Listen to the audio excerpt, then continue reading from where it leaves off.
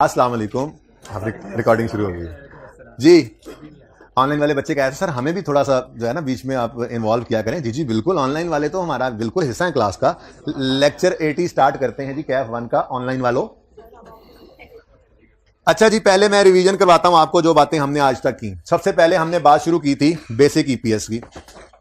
Basic EPS में हमने बात की थी कि अगर मार्केट प्राइस पे शेयर्स इशू हो तो कोई मसला नहीं होता, लेकिन अगर कभी जो शेयर्स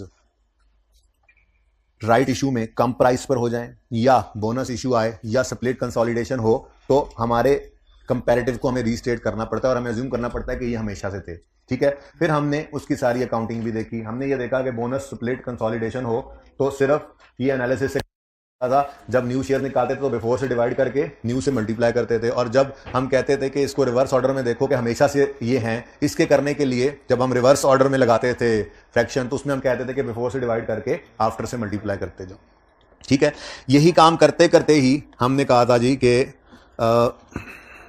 राइट इशू आ गया। अब सारी आदत क्या पड़ी हुई थी कि हमेशा हम बिफोर, जब रिवर्स ऑर्डर में जब हम मिसाल के तौर पे बिफोर बोनस कोई चीज़ों से आफ्टर बनाना है तो बिफोर से डिवाइड करके आफ्टर से मल्टीप्लाई करते थे। ठीक है, अब यही काम करते करते हम पहुंचे थे राइट इशू पे।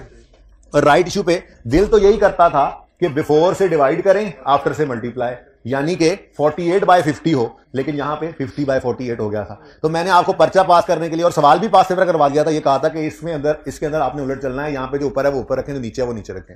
असल में बोनस स्प्लिट कंसोलिडेशन में हम क्वांटिटीज से खेल रहे होते थे तो क्वांटिटीज वाला फ्रैक्शन लगता था, लेकिन राइट इशू में हम ये प्राइस वाला फ्रैक्शन लगा रहे हैं तो इसलिए ये रेसिप्रोकल हो जाता है। खैर, फिर मैंने आपको लॉजिक दी। इसमें मैंने आपको कहा एक लंबी सी एक्सरसाइज करके आप शेयर्स वाले मामले में यहां पर भी पहुंच सकते हैं, जिसमें हम यूं कहते हैं कि राइट इशू में जो पैसे देकर शेयर्स दिए वो तो बोनस बगैर वाले हुए ना, वो तो पैसों वाले हुए, तो उनको बिफोर बोनस पे डाल दो। और 500 शेयर्स जो हैं ये बोनस वाले, ये बोनस में आ गए और आफ्टर बोनस 12,500 हो गया। तो फिर मैंने कहा था ये सारी एक्सरसाइज करके आप अपनी पुरानी तरतीब पे पहुंच सकते हैं। आप यहां पर ये जो शेयर्स हैं बिफोर राइट इशू, इनको आफ्टर राइट इशू बनाना चाहें तो आप डिवाइड करें बिफोर से, मल्टीप्लाई करें आफ्टर से। डिवाइड करें बिफोर से, डिवाइड बाय 12,000, मल्टीप्लाई करें आफ्टर से, तो आंसर आता है 1.04 फ्रैक्शन का, यानी यहां पे 1.04 मल्टीप्लाई होना है। अब वही आंसर तो हमारे इससे भी आ रहा था। तो मैंने कहा था कि राइट इशू हो तो इतनी लंबी एक्सरसाइज मत करना, ये अपने पास से तस्वीर खींच के रख लो, कभी किसी जमाने में किसी को समझाना पड़े तो समझा देना, लेकिन पर्चे के लिए बस इतनी सी बात काफी है कि जो ऊपर है वो ऊपर रखो, जो नीचे है वो नीचे। बहरहाल लॉजिक भी हमें समझ आ गई थी। फिर यहां पर हमारी बेसिक ईपीएस हो गई थी क्लोज। फिर हमने कल बात शुरू की थी डायलूटेड ईपीएस पे। डायलूटेड ईपीएस के बारे में मैंने कहा था कि देखो ईपीएस का मतलब ये होता है कि आज सारी अर्निंग्स बांट दी जाएं तो हर शेयर को कितने मिले अर्निंग्स में से। ठीक है, वो बेसिक ईपीएस हमारी निकल आई। उसके बाद फिर हमने कहा कि हम अपने शेयर होल्डर को वर्स्ट पॉसिबल सिनेरियो बताते हैं। वर्स्ट पॉसिबल सिनेरियो में हम ये कहते हैं कि जी देखो, अगर कोई कन्वर्टेबल इंस्ट्रूमेंट्स हैं, ठीक है, और वो भी कन्वर्ट होकर ऑर्डिनरी शेयर्स में, ये ईपीएस ऑर्डिनरी शेयर होल्डर की रेशो है, ऑर्डिनरी शेयर होल्डर, और वो पैट उठाते हैं जो ऑर्डिनरी शेयर होल्डर को मिलना है, उसमें से सब खर्चे, बिजनेस के इंटरेस्ट, टैक्स, सब कुछ माइनस करके इवन इररिडीमेबल का डिविडेंड भी माइनस कर देते हैं, और फिर कहते हैं ये पैट ऐसा है जो ऑर्डिनरी शेयर होल्डर्स का है। अब इसमें से अब और कुछ नहीं निकलना, उसको डिवाइड करके ऑर्डिनरी शेयर्स पे हम ईपीएस निकालते हैं। तो ईपीएस ऑर्डिनरी शेयर होल्डर की रेशो है। ठीक है, तो उसी ऑर्डिनरी शेयर होल्डर को हम कहते हैं, ये जो कन्वर्टेबल इंस्ट्रूमेंट्स होते हैं ना, ये कन्वर्टेबल इनटू ऑर्डिनरी शेयर्स होते हैं। ये नहीं होता कि डिबेंचर प्रेफरेंस शेयर बन जाएगा, ऐसा नहीं होता। ठीक है ना, तो कन्वर्टेबल इंस्ट्रूमेंट्स होते हैं, कन्वर्टेबल इनटू ऑर्डिनरी शेयर्स। तो हम अपने फिर शेयर होल्डर को कहते हैं, ऑर्डिनरी शेयर होल्डर को, कि तुम्हारी बेसिक ईपीएस तो ये है 10 पर शेयर, यानी अगर आज सारी अर्निंग्स कंपनी बांटे तो हर शेयर को कितना मिलेगा, 10। लेकिन वो जो कन्वर्टेबल नहीं है, वो भी अगर कन्वर्ट करवा के आ जाए ना, तो मैक्सिमम कमी क्या हो सकती है, 8.9 पर शेयर तक, फिर भी हर शेयर को मिलेगा। इवन वो लोग भी आ जाए जिन्होंने कन्वर्ट करवाने अभी कन्वर्ट करवाए हुए नहीं है, ऑर्डिनरी शेयर्स में हैं, नहीं पड़े हुए, हो सकता है कि ऑर्डिनरी शेयर में कन्वर्ट करा रहे, तो हम उनको भी कंसिडर करके आपको बता रहे हैं वर्स्ट पॉसिबल सिनेरियो क्या है, 8.9 तक आपकी ईपीएस गिर जाए। इसमें फिर हमने तरीका क्या इख्तियार किया था? हमने तरीका यह इख्तियार किया था कि डिनोमिनेटर में हम ऐड करते हैं वो शेयर्स जो बन सकते हैं, यानी कि कन्वर्टेबल इंस्ट्रूमेंट अगर कन्वर्ट हो तो कितने शेयर्स बन जाएं जी, 600। ये पहली एग्जांपल थी, ऐसे ही मैंने अज्यूम किया था। ठीक है ना, 600 शेयर्स बन जाए, और ये डिबेंचर्स पे पहले इंटरेस्ट दे रहे थे, अगर ये शेयर्स बन जाएंगे तो वो इंटरेस्ट पे नहीं होगा। उसको मैंने बड़ी लंबी तफसील से समझाया था कि वो इंटरेस्ट सेविंग को नेट ऑफ टैक्स करना, 60 की इंटरेस्ट सेविंग, फिर 10 का ऊपर टैक्स पड़ना है, तो अल्टीमेटली 50 की सेविंग है ना। हाँ, एक बार बस एग्जांपल में देख लिया, तब जिंदगी में ये नहीं बार बार देखते रहना, बस इतना याद रखना है कि इंटरेस्ट सेविंग जो मिलनी है conversion of debentures into shares होने पर इंटरेस्ट बचेगा ना, वो इंटरेस्ट सेविंग को आपने हमेशा क्या करना है, नेट ऑफ टैक्स कर देना। तो फिर ये दो चीजें आई थी, डिनोमिनेटर में नंबर ऑफ शेयर्स बढ़े थे, जो कन्वर्जन के बाद शेयर्स बन जाने हैं, इंस्ट्रूमेंट जो कन्वर्टेबल है वो जब कन्वर्ट हो जाए ऑर्डिनरी शेयर में तो शेयर्स इतने बनेंगे, और उसकी वजह से जब वो डिवेंचर नहीं रहा तो फिर इंटरेस्ट भी नहीं पे होना, शेयर होल्डर इंटरेस्ट नहीं ना देते, तो अगर वो डिवेंचर नहीं रहा तो फिर उसका इंटरेस्ट भी पे नहीं होगा, तो उस इंटरेस्ट की सेविंग को नेट ऑफ टैक्स करके इंटरेस्ट सेव होना है, प्रॉफिट में बढ़ना है, तो ऊपर हमने इसको ऐड कर दिया था। यानी कि डायलूटेड ईपीएस निकालते हुए न्यूमरेटर और डिनोमिनेटर दोनों में फिगर्स ऐड होती हैं, ठीक है, तो डायलूटेड ईपीएस निकल आए। फिर हमने तीन तरह की चीजें देखी थी, ठीक है, कि कन्वर्टेबल इंस्ट्रूमेंट्स तीन तरह के हो सकते हैं, या वो कन्वर्टेबल डिवेंचर्स होते हैं, जिसको हम डिवेंचर्स को हम बॉन्ड्स भी कहते हैं, टर्म फाइनेंस सर्टिफिकेट्स भी कहते हैं, लोन नोट्स भी कहते हैं, ये सब के सब एक ही तरह का ट्रीटमेंट रखते हैं। वैसे तो ट्रीटमेंट प्रेफरेंस शेयर कैपिटल का भी रिडीमल वाले का वही होता है, लेकिन एक टैक्स का थोड़ा सा फर्क है जो मैं आज आपको समझाने लगा हूं। तो ये बात मैंने अब शुरू से शुरू की है, कल वाली बात से, बल्कि उससे भी पहले की रिवीजन करा के अभी कल वाला हम पहले पढ़ने लगे, ठीक है। अच्छा, अब कल हमने कन्वर्टेबल डिवेंचर्स की बात कर ली थी, उसमें एक सवाल किताब में था, एक सवाल मैंने साथ ही बना दिया था, ये देखें नंबर 8 हमने किया, हमने कहा जी पीवीटी है, पैट कर लिया, ये पैट है जो ऑर्डिनरी शेयर होल्डर्स को एट्रीब्यूटेबल होता है, ठीक है ना। फिर टैक्स रेट 30% था, ऑर्डिनरी शेयर्स 50,000 हैं, ठीक हो गया।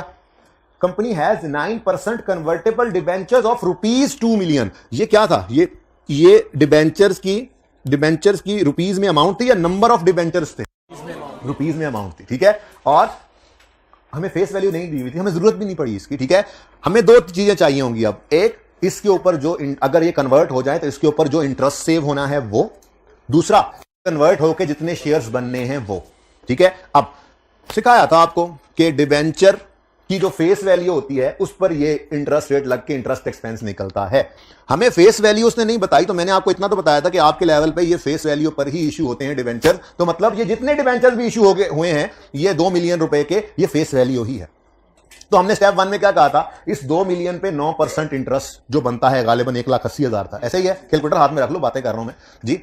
तो 2 मिलियन पर 9% इंटरेस्ट जो है वो 1,80,000 बनता है। अगर ये डिबेंचर्स कन्वर्ट हो जाए ऑर्डिनरी शेयर्स में तो 1,80,000 का इंटरेस्ट हमें पे नहीं करना पड़ेगा। ये वो इंटरेस्ट सेविंग है जो न्यूमरेटर में ऐड होनी है, लेकिन इसको हमने क्या करना है, नेट ऑफ टैक्स, ठीक है। अगली बात कन्वर्जन सवाल में गिवन होगी। कन्वर्जन क्या बता रहे हैं, इन्वेस्टर के पास ऑप्शन है कैश ले ले या 10 शेयर्स ले पर ₹1000 ऑफ डिवेंचर। तो हमने कहा था इसका मतलब ₹2 मिलियन को डिवाइड करेंगे ₹1000 से इंटू 10 करेंगे तो नंबर ऑफ शेयर्स निकल आएंगे कि ये डिवेंचर्स अगर कन्वर्ट हो तो कन्वर्ट होकर कितने नंबर ऑफ शेयर्स बनेंगे, ठीक है।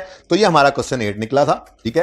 पहला स्टेप हमेशा से बेसिक ईपीएस, फिर हमने कहा बेसिक ईपीएस का न्यूमरेटर डिनोमिनेटर लिखकर अब डायल्यूशन वाले का इंपैक्ट डालना है न्यूमरेटर में भी डिनोमिनेटर में भी। बेसिक ईपीएस हमेशा पहला स्टेप, ठीक है। अब हमने कहा जी 2 मिलियन का 9%, लेकिन नेट ऑफ टैक्स 1,26,000 हमें इंटरेस्ट सेविंग होगी, न्यूमरेटर में ऐड कर दो, और 2 मिलियन रुपए के डिवेंचर्स हैं, डिवाइड बाय 1000 इंटू 10, 20,000 शेयर्स में कन्वर्ट हो जाएंगे, ठीक है। जब कन्वर्ट होगा तो इंटरेस्ट सेविंग मिलेगी ना।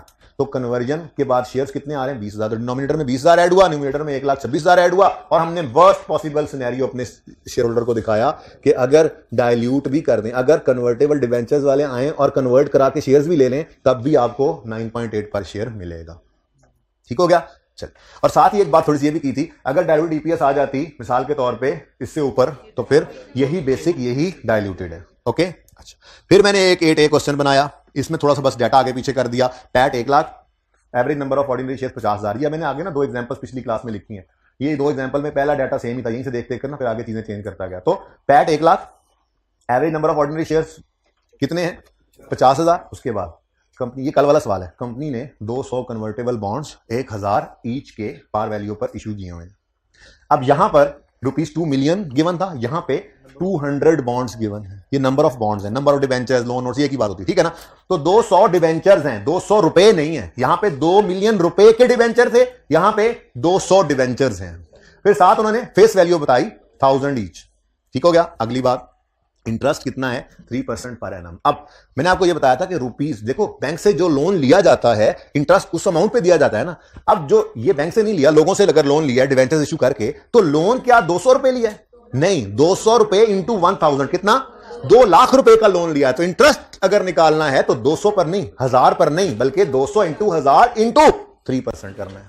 ठीक हो गया। और अगली बात, each bond is convertible into 100 ordinary shares. अब ये बहुत आसान हो गया, बॉन्ड्स 200 पड़े हैं, हर बॉन्ड पकड़ाते जाएंगे, हम उनको 100 शेयर्स ऑर्डिनरी देते जाएंगे, ठीक है ना। तो फिर अल्टीमेटली 200 बॉन्ड्स के बदले में हम उनको जब 100 शेयर्स देंगे तो ये कितने 20,000 ऑर्डिनरी शेयर्स उनको चले जाएंगे। तो डिनोमिनेटर में 20,000 का इंक्रीज आना है अगर ये कन्वर्ट हो जाए तो, और न्यूमिनेटर में देखते हैं, कैलकुलेशन की हुई है, नेट ऑफ टैक्स करेंगे, ठीक है। तो हमने 8B किया था, 8A सॉरी किया था। इसमें स्टेप 1 बेसिक ईपीएस ₹2 पर शेयर, स्टेप 2 बेसिक ईपीएस लिखकर अब डायल्यूशन वाले का इंपैक्ट यानी कन्वर्टेबल इंस्ट्रूमेंट का इंपैक्ट डालेंगे न्यूमिनेटर में, न्यूमिनेटर को ऐड करेंगे, बेसिक के न्यूमिनेटर में इस कन्वर्टेबल के न्यूमिनेटर को इंपैक्ट को ऐड करेंगे, और बेसिक के डिनोमिनेटर में इस कन्वर्टेबल के कन्वर्ट होने पर डिनोमिनेटर में जो असर आना है वो ऐड कर देंगे। ये काम हमने किया। तो डायल्यूट ईपीएस कितनी आ गई 1.5%, ठीक है। यहां तक को मसला।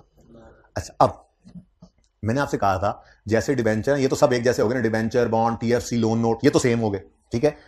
प्रेफरेंस शेयर्स की भी अकाउंटिंग सारी सेम है, सिवाय इसके कि उसको नेट ऑफ टैक्स करने से पहले मैंने कहा था सवाल में देखना है। अब ये बात भी सवाल से ही समझते हैं। मैं आपको तस्वीर खिंचवा दूंगा, ठीक है। मैंने यहां से पहले 8A 8B सवाल की तस्वीर खींची ली होगी कल, फिर उसके इन दोनों के सोल्यूशन ले लेना बाद में पहले डिस्कशन हो जाए। इसी तरह मैंने 8B और 8C क्वेश्चन अभी थोड़ी देर पहले पिछली क्लास में लिखे थे, इनका सोल्यूशन यहां पे करता हूं। तो ये क्वेश्चंस और फिर ये सोल्यूशन पिक्चर ले लेना बाद में, फिलहाल सिर्फ समझो, ठीक है। एक ऑप्शन भी जबानी हो गया था ना, एक उसका सवाल है और एक प्रेफरेंस शेयर्स का सवाल है, ठीक है। लेकिन ये सब इंडिविजुअल चल रहे हैं, यानी इस तरह ज्यूम कर रहे हैं कि एक कंपनी के पास एक वक्त में या डिबेंचर है या प्रेफरेंस शेयर है या ऑप्शन है। लेकिन आज जो सवाल करेंगे एग्जाम लेवल का, उसमें ये तीनों चारों इकट्ठे हो जाएंगे, मल्टीपल कन्वर्टेबल इंस्ट्रूमेंट्स आएंगे, तो उसको डील करना सीखना है। लेकिन उसके लिए जरूरी क्या है, अलग अलग ये बात क्लियर होगी तो फिर वहां पे सिर्फ फॉर्मेट समझोगे, और अगर वहां पर ये अलग अलग वाला समझ नहीं होगा ना, तो फॉर्मेट समझने की बजाय ये समझ रहोगे कि हो क्या रहा है हमारे साथ, ठीक है। इसलिए मैं जरा दोबारा से तकरीबन आधा पौना घंटा कल वाली बात पे लगाता चला गया। खैर, प्रेफरेंस शेयर्स का सवाल वही pad 1 lakh, average shares 50,000, basic EPS से मुझे कोई मसला नहीं था, बेसिक ईपीएस निकल आएगी। बोलो next, 1000 convertible preference shares of ₹100 ही। तो ये 1000 नंबर ऑफ शेयर्स हैं या रुपीज में कैपिटल गिवन है? नंबर ऑफ शेयर्स, ठीक है। 1000 into 100 with an interest rate of 5%। तो अगर इंटरेस्ट निकालना है तो 1000 इंटू 100 करोगे, अमाउंट ऑफ लोन निकालोगे, ये लोन ही होता है ना प्रेफरेंस शेयर, ठीक है। अच्छा, जो रिडीम होने वाले हैं, और इंटरेस्ट रेट लगाओगे 5%। यार ये एसी चलवा दो, सारी बंद है भाई जी। उसके बाद ईच प्रेफरेंस शेयर इस कन्वर्टेबल इनटू 25 ऑर्डिनरी शेयर्स। ये आसान काम होता है, ठीक है। रुपीज को डिवाइड करके पर रुपी 100 ऑफ इतने शेयर्स देंगे, वो भी कर लेते हैं आप, लेकिन ये आसान वाला था, ठीक है। अब सवाल को करते हैं, ठीक है। शुरू करें। सबसे पहले पैट 1 लाख है और ऑर्डिनरी शेयर्स 50,000 है। स्टेप 1 क्या होता है हमारा? Basic EPS. तो बेसिक ईपीएस निकालेंगे हम। Basic EPS 1 lakh divided by 50,000 shares. देखें, ये ऊपर वाला 1 लाख रुपए है और ये नीचे वाला 50,000 शेयर्स है। ओके, ये पता होता है ना आपको जी। अच्छा, तो कितना आ गया जी? ईपीएस बेसिक आ गई ₹2 पर शेयर। ये अब वो सवाल डाटा सेम है ना, इसलिए 2 ही आ रहा है। अच्छा, बेसिक में बहुत हम खप चुके हैं, बेसिक का थोड़े समझानी है बस, वो तो अब डायल्यूटेड का असर लेते हैं जी। अब अगर हमने डायल्यूटेड ईपीएस निकालनी है बच्चों, तो सबसे पहला काम बेसिक ईपीएस का न्यूमिनेटर और डिनोमिनेटर लिखेंगे, ठीक है जी। तो 1 लाख रुपया भी लिख लिया हमने और डिवाइडेड बाय 50,000 जो है वो भी हमने लिख लिया। अब न्यूमिनेटर में कन्वर्जन के कन्वर्टेबल इंस्ट्रूमेंट के कन्वर्ट होने पर जो असर पड़ना है वो ऐड करेंगे, और होना दोनों ऐड है हमेशा, माइनस कुछ नहीं होता, ठीक है। और डिनोमिनेटर में कन्वर्टेबल की वजह से जो शेयर्स में असर पड़ना है वो हम डिनोमिनेटर में ऐड कर देंगे। इसके लिए हमने वर्किंग्स की थी, ठीक है जी। तो वर्किंग 1 और वर्किंग 2 हम कर लेते हैं जी। हाँ जी, सबसे पहले चीज चलो इंटरेस्ट ही निकाल लेते हैं। वर्किंग 1 जी बच्चों, अगर ये कन्वर्टेबल प्रेफरेंस शेयर्स कन्वर्ट हो गए तो मैं इंटरेस्ट रेट की बजाय ना लफ्ज वो लिखता हूं, पिछली क्लास में तो ध्यान में नहीं रहा, dividend rate with an interest rate, नहीं with a dividend rate, with a dividend rate of, वो इसका डिविडेंड होता है इंटरेस्ट ही है, ठीक है ना, ये हमने बताया था, ठीक है। पर्चे में ऐसे इंटरेस्ट नहीं लिखा होना, डिविडेंड लिखा होना तो आप कहोगे वो इंटरेस्ट तो गिवन नहीं, क्या करें, तो इसका डिविडेंड ही होता है इंटरेस्ट जैसा, ओके। नाम डिविडेंड ही होता है उसका, नाम डिविडेंड होता है। अच्छा, अब 1000 कन्वर्टेबल प्रेफरेंस शेयर्स हैं, हर एक की कीमत ₹100 है। तो इसका मतलब टोटल प्रेफरेंस शेयर कैपिटल जो है वो रुपीज में निकालना हो तो 1000 शेयर्स इंटू ₹100 ईच, तो कितना बना? 1 लाख रुपए का लोन ले रखा है लोगों से, नाम रखा हुआ उसका प्रेफरेंस शेयर्स रिडीम होने वाले, ऐसे ही है 1000 इंटू 100, यही बनता है 1 लाख। अब ये 1 लाख का लोन है, इस पर 5% डिविडेंड यानी इंटरेस्ट वो पे करना है, तो इंटू 5%, ठहर जाओ, इंटू 5%, इसका आंसर आता है 5,000। अच्छा, अब अगली बात, टैक्स रेट सवाल में गिवन है 30%, लेकिन इधर देखो, इधर देखना जरा, मल्टीप्लाइड बाय 70% करना है या नहीं करना है, ये डिपेंड किया करेगा क्वेश्चन पे। अब अगर ये इस तरह से ना, ये उसूल अभी अगले सवाल में भी दोबारा लिखवा दूंगा, अगर अभी लिखना तो अभी लिख लोगे, ठीक है। लेकिन देखो, पैडल तो डाल लो ना, साइकिल बाद में बीच में फिट करा लेंगे, मतलब ये उसूल तो लिख लो ना, सवाल बाद में जो भी करोगे उसमें भी स्टार लगा देना। उसूल लिखो, उसूल लिखो। रिडीमेबल प्रेफरेंस शेयर के डिविडेंड को, रिडीमेबल प्रेफरेंस शेयर्स के डिविडेंड को नेट ऑफ टैक्स सिर्फ उस सूरत में करना है, रिडीमेबल प्रेफरेंस डिविडेंड के, रिडीमेबल प्रेफरेंस शेयर्स के डिविडेंड को, रिडीमेबल प्रेफरेंस शेयर्स के डिविडेंड को नेट ऑफ टैक्स सिर्फ उस सूरत में करेंगे, नेट ऑफ टैक्स सिर्फ उस सूरत में करेंगे अगर, अगर सवाल में यह लिखा हो, अगर सवाल में यह लिखा हो कि प्रेफरेंस डिविडेंड, के preference dividend allowable tax deduction है, कि preference dividend allowable tax deduction है।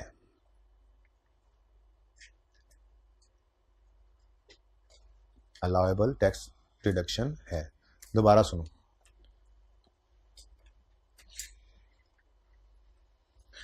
क्या लिखा है, रिडीमेबल प्रेफरेंस शेयर्स के डिविडेंड को नेट ऑफ टैक्स सिर्फ उस सूरत में करेंगे अगर सवाल में यह लिखा हो कि preference dividend allowable tax deduction है, ठीक है। ये असल में ना, इंटरेस्ट तो बाय डिफॉल्ट अलाउएबल होता है टैक्स डिडक्शन, लेकिन प्रेफरेंस डिविडेंड ना कभी टैक्स वाले अलाउएबल करते हैं, कभी नहीं करते। अब लंबी सोच में ना पड़े, वैसे तो ये फाइनल में जाकर ज्यादा अच्छी बात समझ आएगी, फिर भी मैं अपने हिसाब का रट्टा तो लगवा ही दिया ना आपको, ये लिखवा के, ठीक है।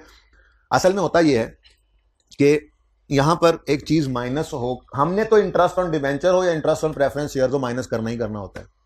लेकिन अब आप माशाल्लाह चलें, आपने IAS 12 नहीं पढ़ा हुआ, लेकिन आपने टैक्स तो पढ़ लिया है, ठीक है। क्या कौन सा है, 3 है, 2 है, टैक्स तो पढ़ रहे हैं ना, ठीक है। अब उस टैक्स में आपने इनकम फ्रॉम बिजनेस तो देख लिया है, उसमें आपने देखा कि जो अकाउंटिंग वाले प्रॉफिट निकालते हैं, टैक्स वाले कहते हैं अरे इसमें से तुमने जो डिडक्शन माइनस किया है वो तो हमें पसंद ही नहीं है, चलो उसको ऐड बैक करो, हम तुम्हें अपनी डिडक्शन बताएंगे।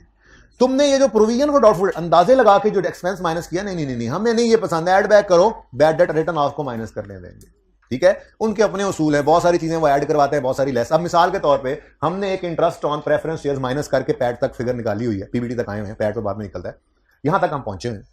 टैक्स वाले कहने लगे हेलो ये डिविडेंड हम नहीं अलाउ करते एज अ डिडक्शन, चलो शाबाश, डिविडेंड का नाम लिखा हुआ है, चलो शाबाश, ये अलाउड एज अ डिडक्शन नहीं है तो डिस्ट्रीब्यूशन ऑफ प्रॉफिट्स है, ऐसी को बात कर देते हैं, उनका मसला है, मैं टैक्स नहीं पढ़ा रहा फिलहाल, ठीक है ना, वो सर से पूछ लेना आप। बहरहाल एक चीज हमने माइनस की हुई है, वो इसको क्या करते हैं, ऐड बैक करवाते हैं, और ऐड बैक करने के बाद माइनस कुछ नहीं करवाते।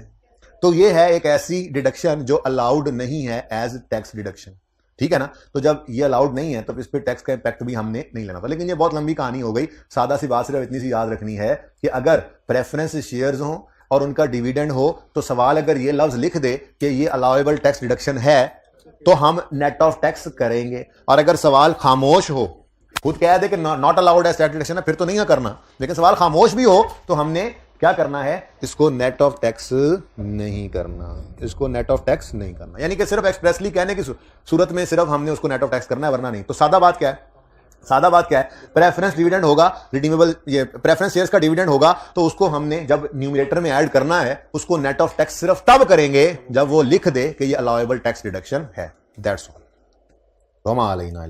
ये देखो ऊपर देखो, देखो बगैर कुछ कहे 70% किया था, 70% किया था, 70% किया है।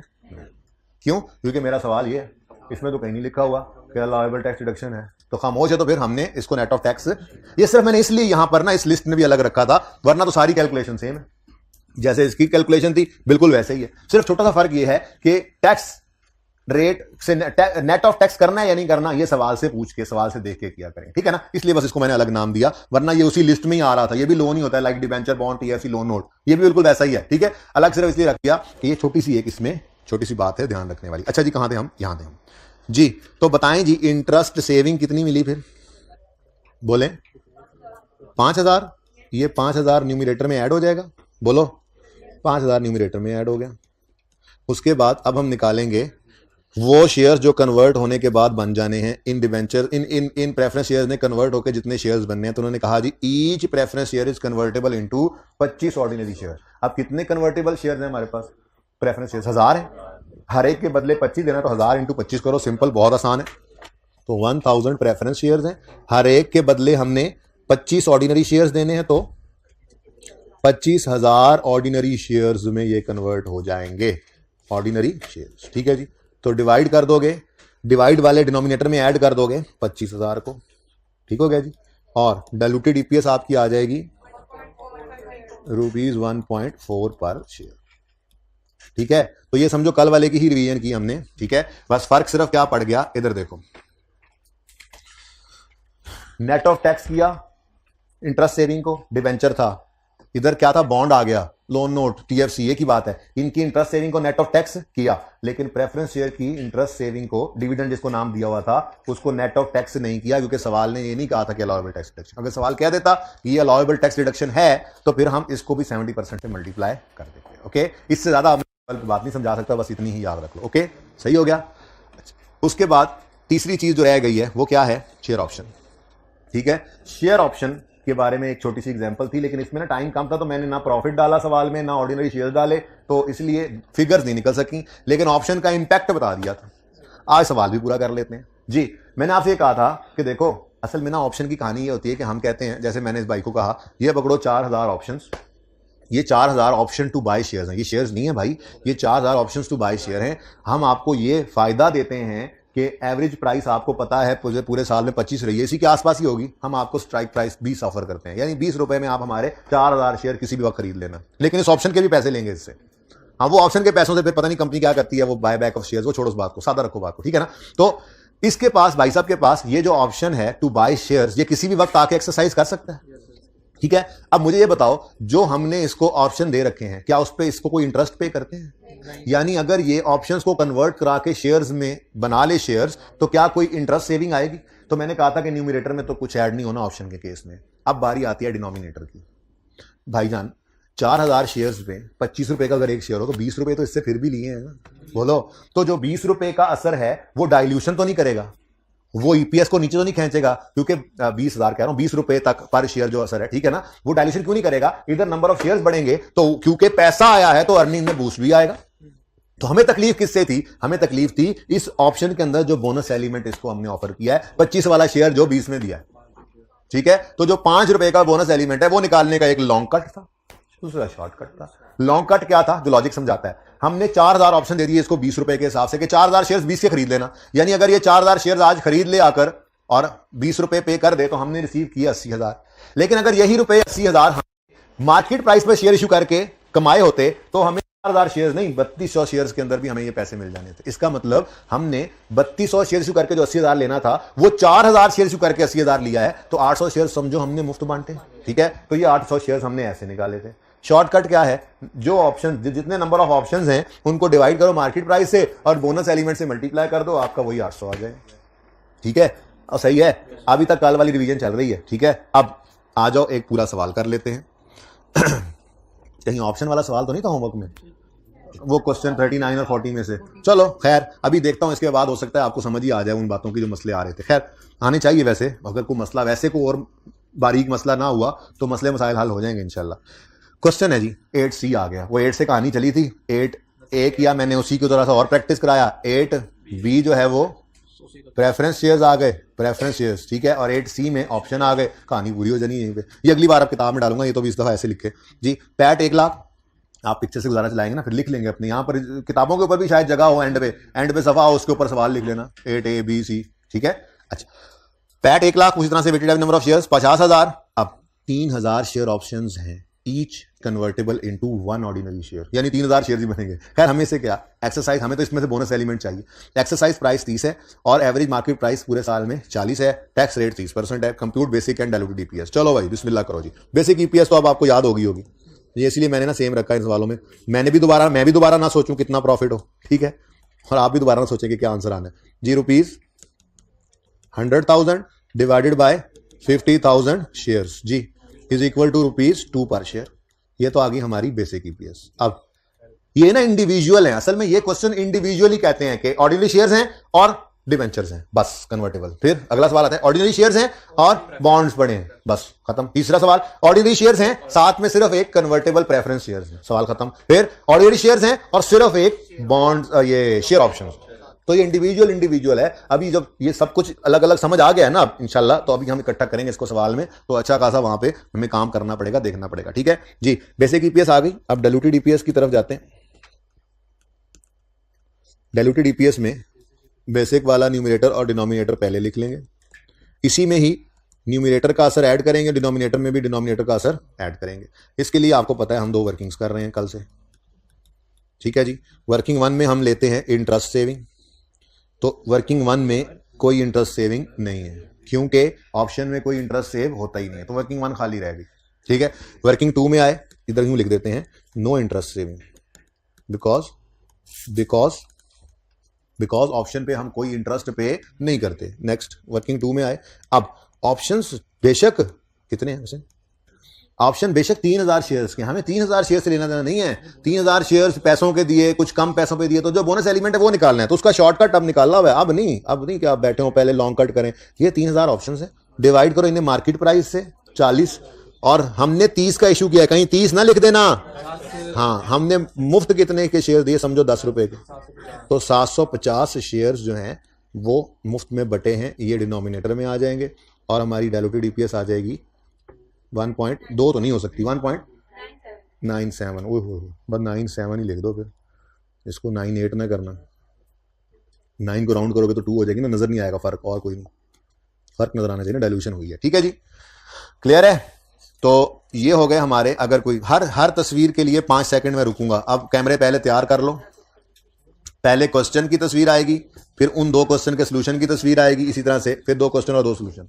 ये क्वेश्चन 8 और 8A जो कल वाले हैं, 1 2 3 4 5। अब ये अगला टाइम जो बाकी बचे रह गए उनके लिए जल्दी करो।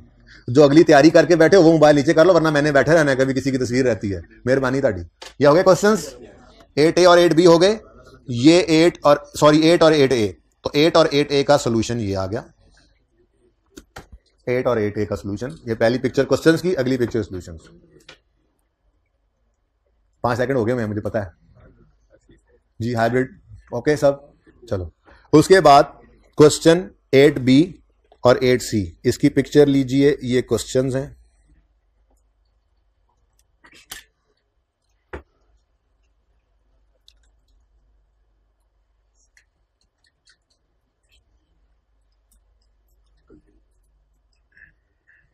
जी उसके बाद डन भाई, एंड वाले भाई, आखिरी वाले भाई डन। अच्छा, अब इसका सोल्यूशन है ये दोनों 8B और 8C।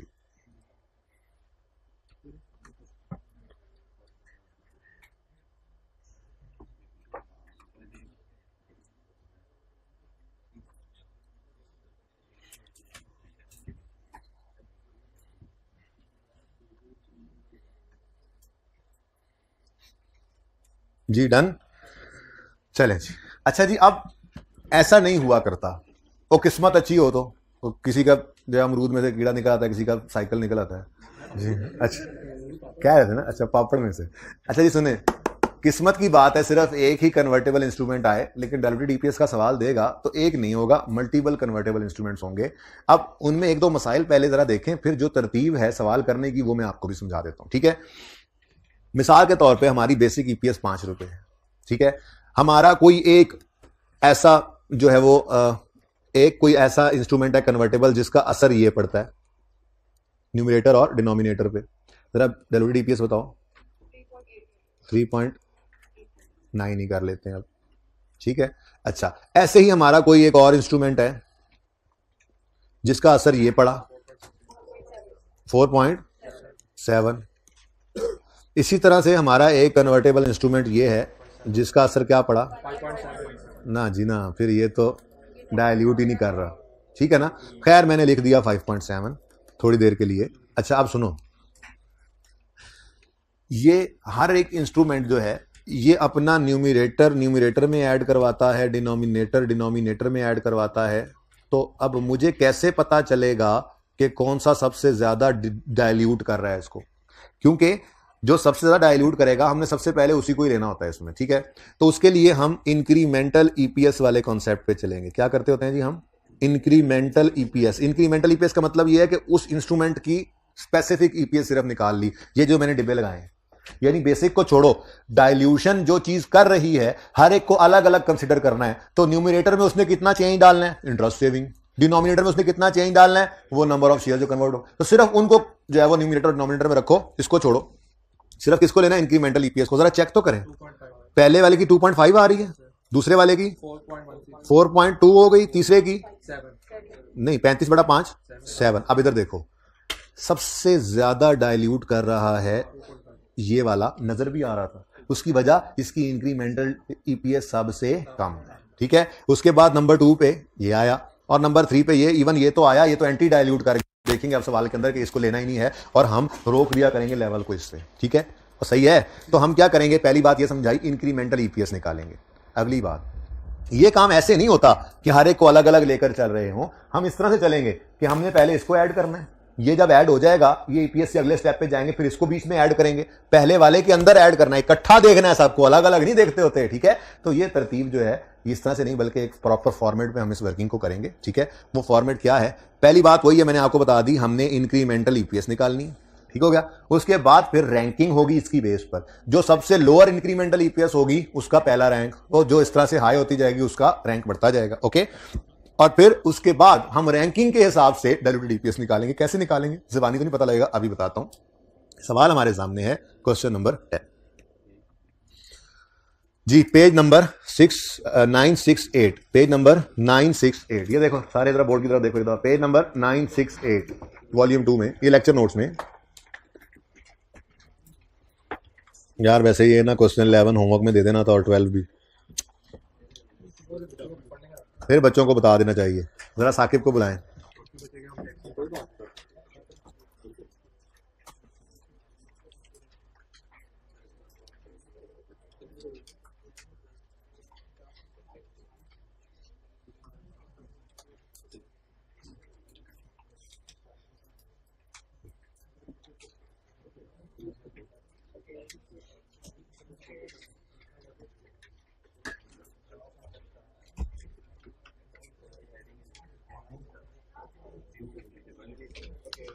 साकिब खान, ये क्वेश्चन नंबर 11 पेज नंबर ध्यान से बताना। वो पता है क्या हुआ है? कल पास पेपर 5 मैंने क्लास में डिस्कस कर दिया आज, लेकिन सिर्फ इस तरह से किया है कि वो दोबारा होमवर्क में करें।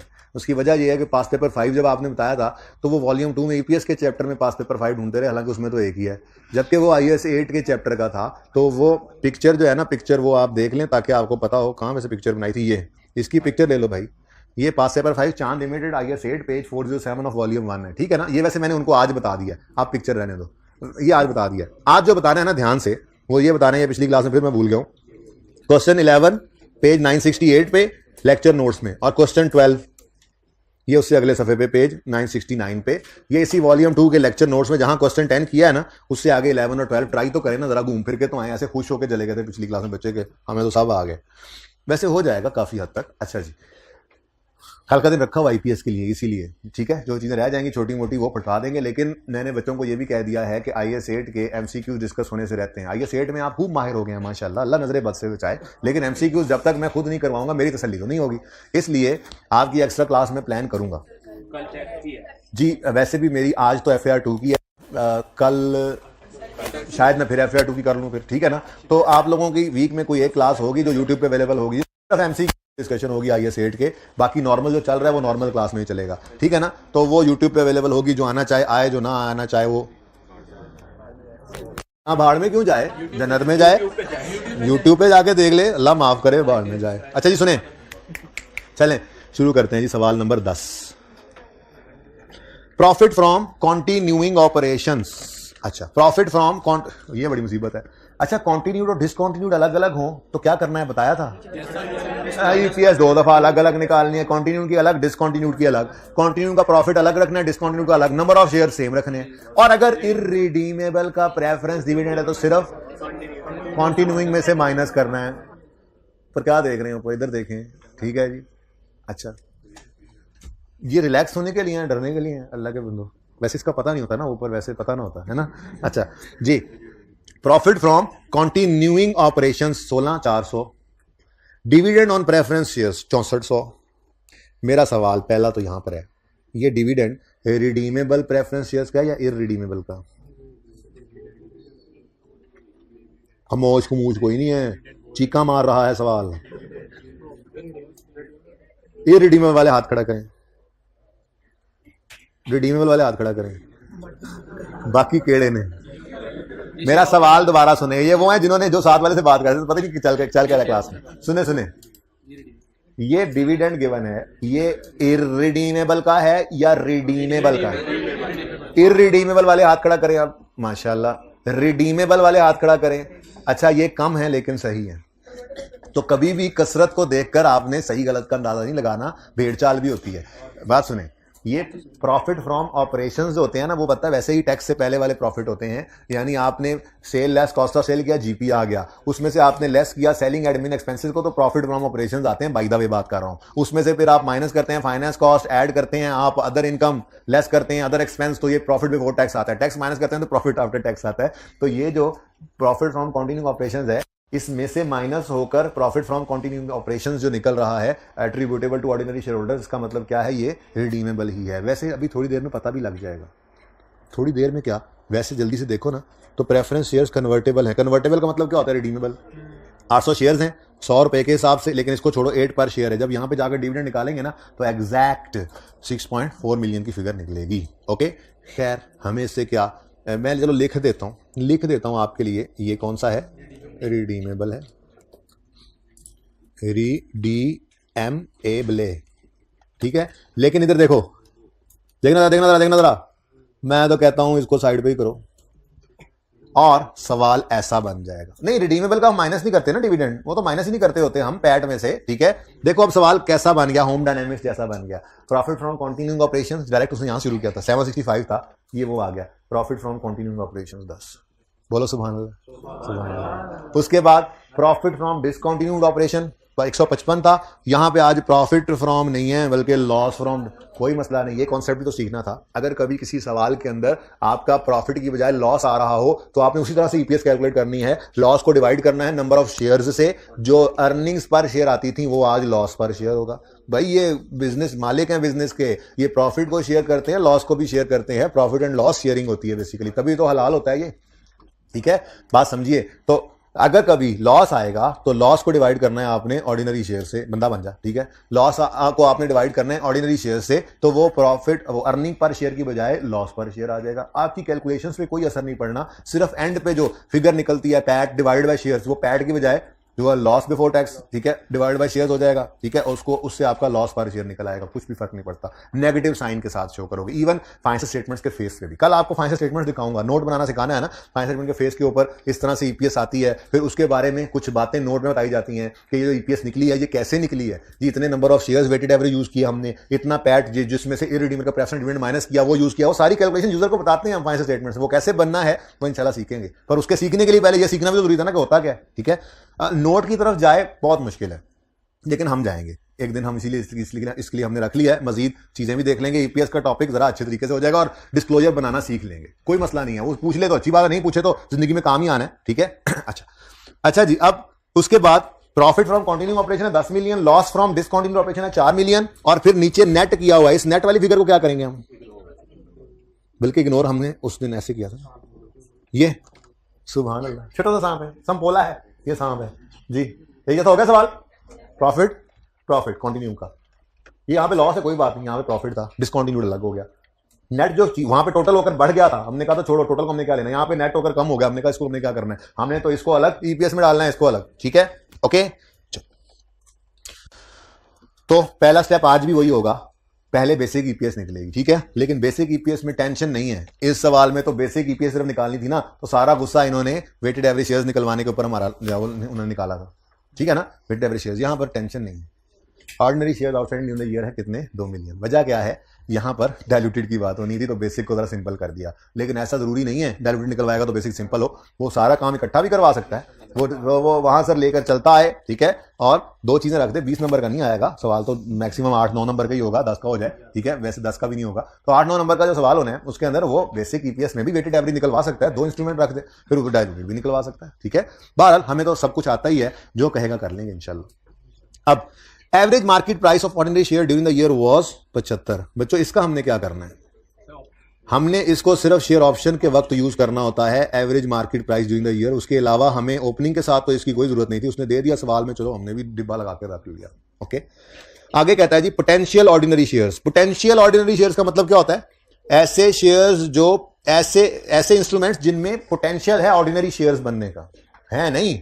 जैसे नंबर 1 में क्या लिखा हुआ है, point number 1 options, point 2 convertible preference shares, ये जरा इकट्ठे हो गए, माजरत जरा हेडिंग इस तरह से नहीं बनी, ठीक है। और पॉइंट 3 में 5% कन्वर्टेबल बॉन्ड्स, तो ये सब कन्वर्टेबल हैं इनटू ऑर्डिनरी शेयर्स। तो ये मल्टीपल है, एक सवाल में मल्टीपल आ गए हैं अब, ओके। लेकिन हम अलग अलग इनको देख चुके हुए हैं, इसलिए इंशाल्लाह हमें मसला नहीं होने वाला, अल्लाह ने चाहा तो, ओके। अब सबसे पहला काम वही स्टेप 1 हमारा क्या है, बेसिक ईपीएस, लेकिन हम कंटिन्यूइंग और रिक्वायरमेंट भी बेसिक और डायरेक्ट ईपीएस दोनों निकालने की है, ठीक है।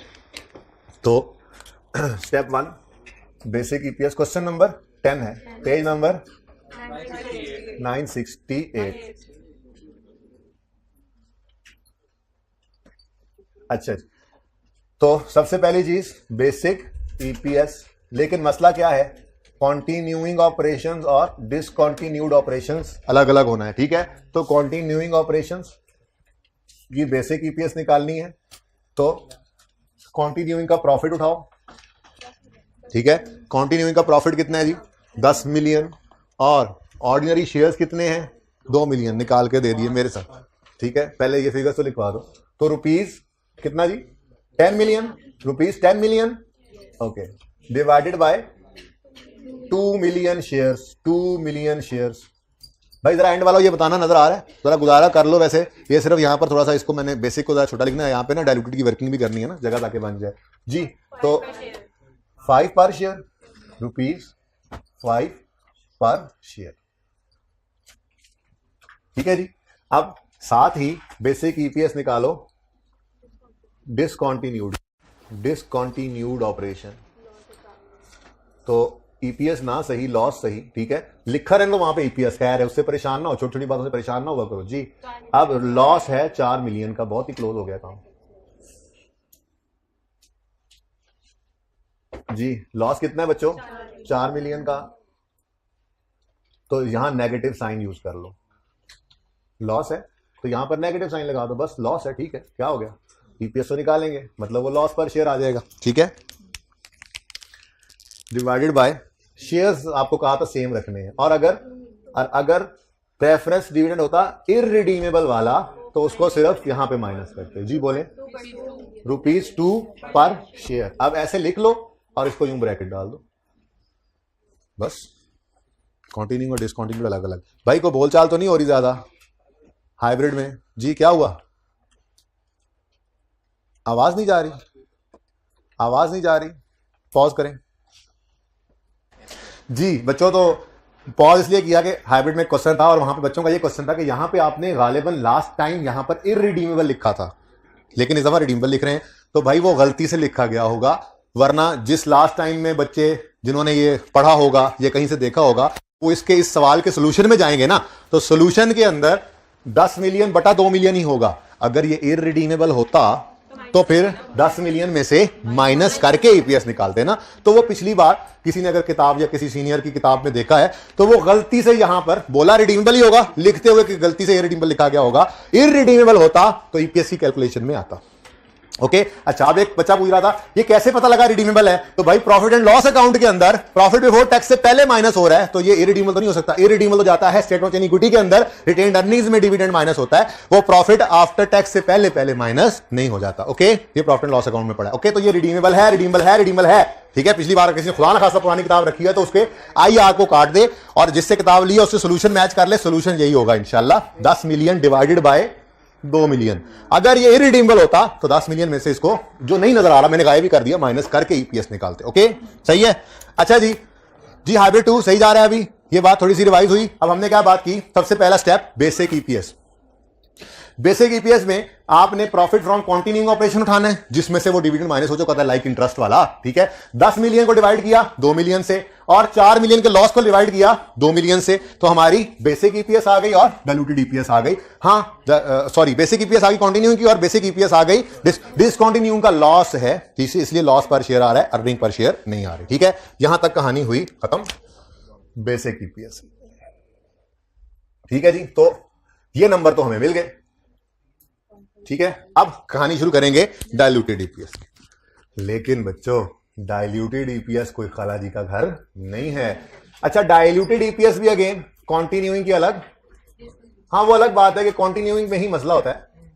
जब एक बार वो निकल आए तो डिसकंटिन्यूड तो 30 सेकंड में उसी तरह से फटाफट निकल आती है। जैसे यहां पर कोई पता नहीं शेयर्स निकल आए, मसला होता है ना, तो कंटिन्यूइंग के प्रॉफिट को शेयर्स पे डिवाइड किया तो बेसिक ईपीएस आ गई कंटिन्यूइंग की। डाइल्यूटेड निकालने के लिए कुछ भी नहीं करना, शेयर सब कुछ सेम रखना है, सिर्फ यहां पर डिसकंटिन्यूड वाला प्रॉफिट या लॉस डाल देना। ठीक है ना, तो ऐसे ही डाइल्यूटेड ईपीएस भी 1 मिनट में निकलेगी डिसकंटिन्यूड की। मसला है फिलहाल कंटिन्यूइंग की बेसिक ईपीएस निकालने का।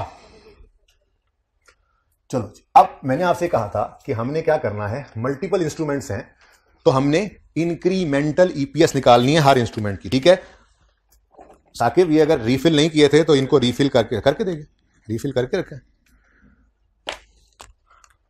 अच्छा, अब इंक्रीमेंटल ईपीएस निकालनी। इंक्रीमेंटल ईपीएस थोड़ी देर पहले बताई थी कैसे निकलेगी। हर बेसिक को साइड पे कर देंगे, हर इंस्ट्रूमेंट में देखेंगे उसने न्यूमरेटर में कितना चेंज लाना है और डिनोमिनेटर में कितना चेंज लाना है। बहुत सिंपल काम है, ये तो हम कल से कर रहे हैं। ठीक है, तो सबसे पहला काम, multiple option, multiple convertible instruments हो तो कभी भी आपने ये नहीं करना कि जैसे दिल करे उनको जो है वो सबको ऐड कर दें, किसी को छोड़ दें। नहीं भाई नहीं, एक तरतीब है सवाल करने की। तो ये डाइल्यूटेड ईपीएस का एग्जाम लेवल का सवाल है ये।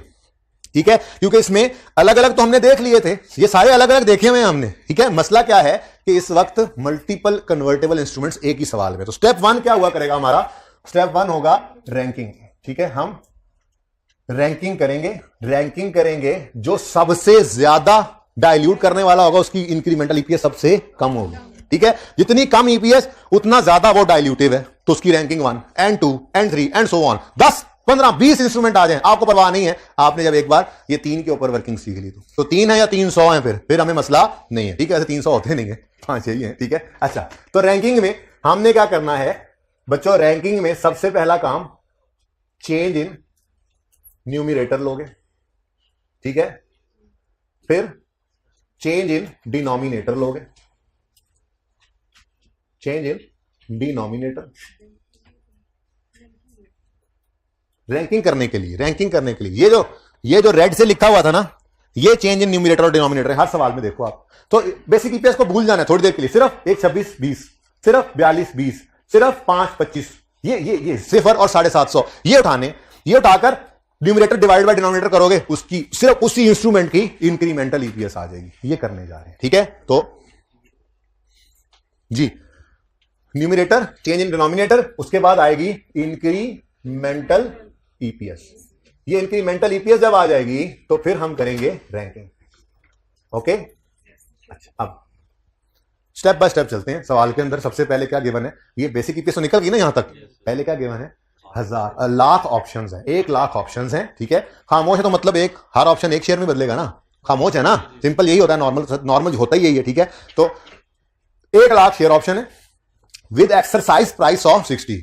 अब वो जमाना गया कि जब खलील मियां फाख्ता उड़ाया करते थे। यहां पे वर्किंग नंबर 2, ये छोटी सी वर्किंग 2। इसमें सबसे पहले मुझे बताओ कि जो पहली चीज हमारे सामने आई है वो क्या है, शेयर ऑप्शंस। शेयर ऑप्शंस की वजह से न्यूमरेटर में क्या चेंज आया करता है, न्यूमरेटर जो बटे से ऊपर होता है, पता है न्यूमरेटर किसे कहते हैं। ये अभी शेयर ऑप्शन वाला सवाल किया, ये देखो, तो अगर शेयर ऑप्शन होगा 8C शेयर ऑप्शन होगा तो फिर न्यूमरेटर में कोई चेंज नहीं होता। तो न्यूमरेटर में क्या आएगा जी, 0। ठीक है, तो छोड़ो फिर इधर तो 0 ही लिखो ना ये। ठीक है, अच्छा, लेकिन डिनोमिनेटर में तो चेंज आता है और उसमें मैंने आपको कहा था बोनस एलिमेंट निकालना है। अब तो भाई प्रैक्टिस हो गई ना, अब सवाल करते तो सिर्फ सवाल को मैनेज कर रहे हैं इकट्ठे को, वरना हमें हर एक के ऊपर अलग अलग हमारा फोकस हुआ पड़ा, हमें सब कुछ आता है। ठीक है, इंशाल्लाह। तो कितने ऑप्शंस हैं, 1 लाख ऑप्शन हैं, ठीक है जी। डिवाइड करोगे इनको मार्केट प्राइस से, एवरेज मार्केट प्राइस 75 है, लेकिन आपने स्ट्राइक प्राइस ऑफर क्या किए, प्राइस 60, तो कितना बोनस एलिमेंट है 15 का, तो मल्टीप्लाई करोगे 15 से 20,000 शेयर्स, 20,000 शेयर्स, ठीक है। अब चेंज इन डिनोमिनेटर क्या आएगा, अगर ये ऑप्शन एक्सरसाइज कर दें तो सिर्फ इसी ऑप्शन वाले न्यूमरेटर डिनोमिनेटर को लिया, बेसिक को मैंने कहा थोड़ी देर भूलो, इंक्रीमेंटल ईपीएस जो निकाल रहे हैं, ठीक है।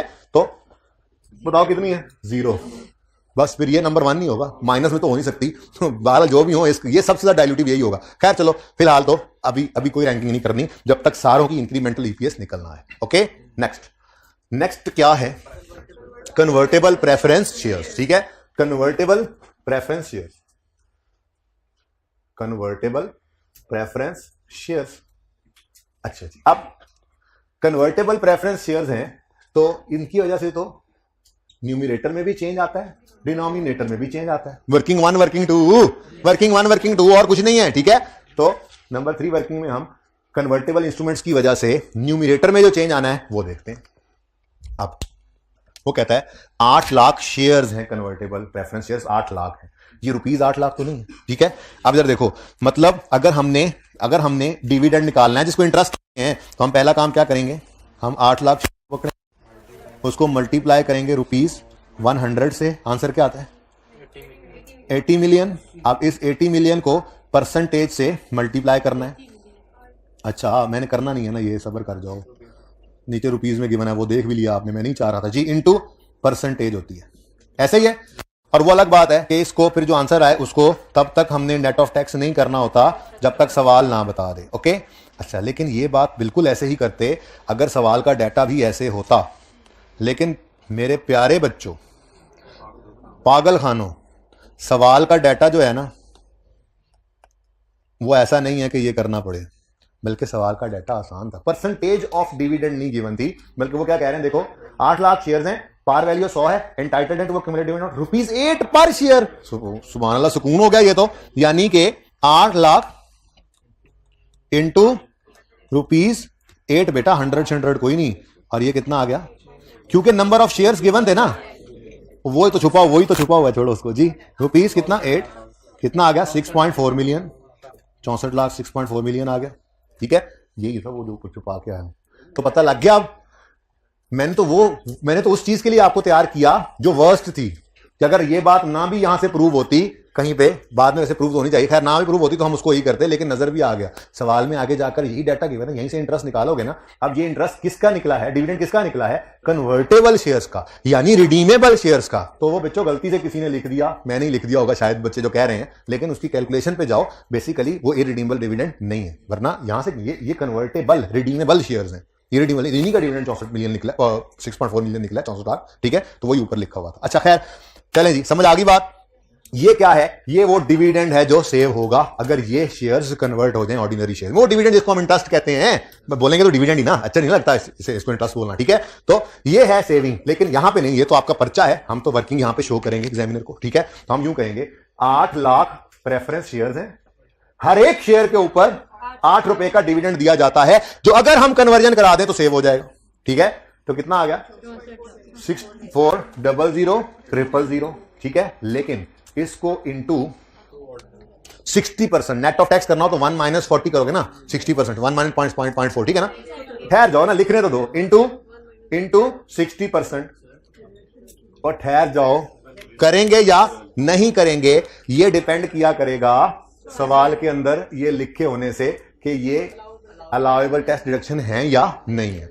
अब सवाल तकरीबन सारा हमने देख ही लिया था, आगे तो कन्वर्टेबल बॉन्ड्स है, सवाल खत्म हो गया। तो कहीं पे ये नहीं लिखा हुआ कि प्रेफरेंस डिविडेंड जो है वो अलाउएबल टैक्स डिडक्शन है, तो जब ये नहीं लिखा हुआ तो ये करेंगे भी नहीं। और यहां पर वो स्टार लगाकर उसूल आपने लिखा था, मैंने कहा था ना पैडल लिख लो, पहले पैडल डालो, अब ये साइकिल डाल, ये सवाल करते हुए स्टार लगाओ। और ये स्टार वो है जो मैंने लिखवाया था आपको कि प्रेफरेंस डिविडेंड को नेट ऑफ टैक्स सिर्फ तब करेंगे अगर सवाल में ये लिखा हो कि ये अलाउएबल टैक्स डिडक्शन है। हमारे सवाल में तो नहीं लिखा हुआ, तो फिर इसको ये काम, लेकिन लिख के इसलिए काटा ताकि ये बात याद रह जाए। ओके चले जी, तो ये 64 लाख ही रहेगा, ठीक है। कोई नेट ऑफ टैक्स नहीं किया हमने इसको, ठीक है जी। ले, ये क्या है, change in numerator 6. 4 million. Change in numerator. Examiner भाई ये हमने वर्किंग नंबर 3 में निकाली है फिगर, ठीक हो गया जी। नेक्स्ट, अब डिनोमिनेटर में क्या चेंज आना है? जाहिर है ये कन्वर्ट होकर शेयर्स बनेंगे तो ये डिविडेंड बचाना, तो कितने शेयर्स में कन्वर्ट हो जाएंगे? तो उन्होंने कहा each preference share is convertible into 2 ordinary shares. तो 8 लाख प्रेफरेंस शेयर्स हैं तो 16 लाख ऑर्डिनरी। सिंपल, जरूरत भी नहीं थी शायद कैलकुलेशन शो करने की, लेकिन आज तो करेंगे। तो 8 लाख प्रेफरेंस शेयर्स हैं, ये 2 ऑर्डिनरी शेयर्स में कन्वर्ट होंगे तो 16 lakh ordinary shares. Ordinary shares, ordinary, इधर भी ऑर्डिनरी लिखते हैं, ऑर्डिनरी शेयर्स, ठीक है जी। ऑर्डिनरी शेयर 16 लाख, ठीक है। तो ये डिनोमिनेटर में चेंज आएगा, चलेगा काम सर जी इंशाल्लाह। ये डिनोमिनेटर में चेंज, अभी तो 15 मिनट पड़े थे, मैं क्या अच्छा अब 5 मिनट सारा लेट आएंगे ना, इस वजह से 20 मिनट मिल जाएंगे। क्या ख्याल है? चलो बताओ।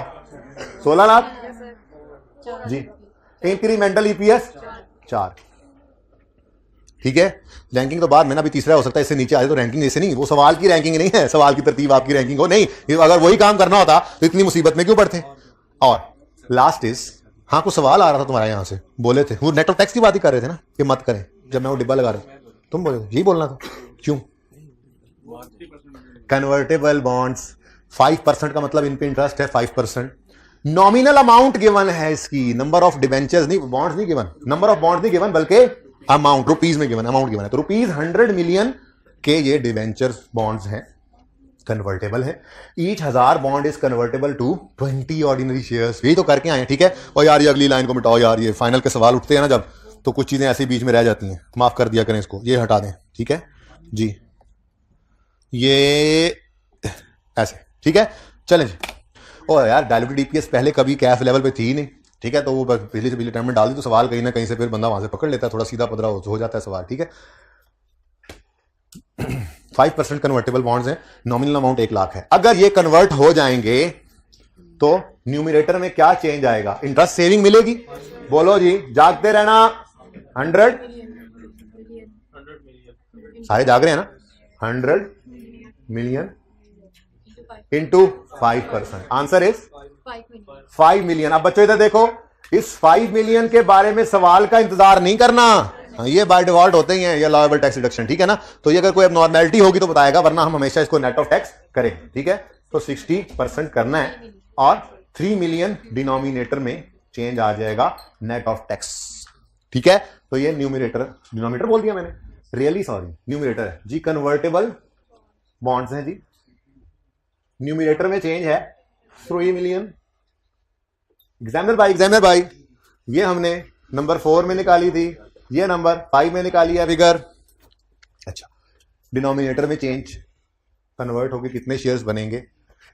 ईच 1000 रुपया of bond is convertible into 20 ordinary share, यानी बॉन्ड 1000 रुपए का देंगे, 20 शेयर्स ऑर्डिनरी हम दे देंगे उनको, ठीक है। तो rupees 100 million divided by rupees 1000, बिल्कुल वैसा जैसा क्वेश्चन 8 था, है ना, इनटू 20 शेयर्स, 2 मिलियन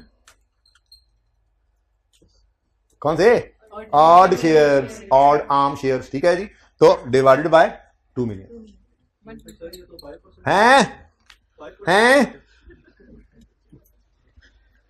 बोलो।